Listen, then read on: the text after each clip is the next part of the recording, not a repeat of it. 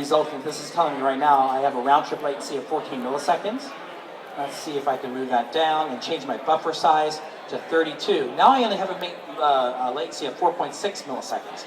Now, the issue with this, you can't just change it to 32, because what's going to happen is on playback, your logic might scream at you and say, hey, I can't possibly play this many tracks at a buffer setting of this.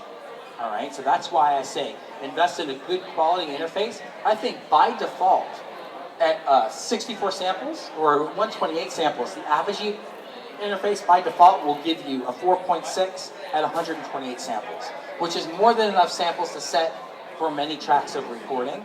But notice that just the Mac by itself gives you 8.9 milliseconds with no audio interface, and to me that's not acceptable. All right, so getting a good audio interface that you can actually have really well written audio drivers written for that interface, and then you'll have much, much lower latency. So those are two of the things you can actually do to try to work with latency. What interface do you have?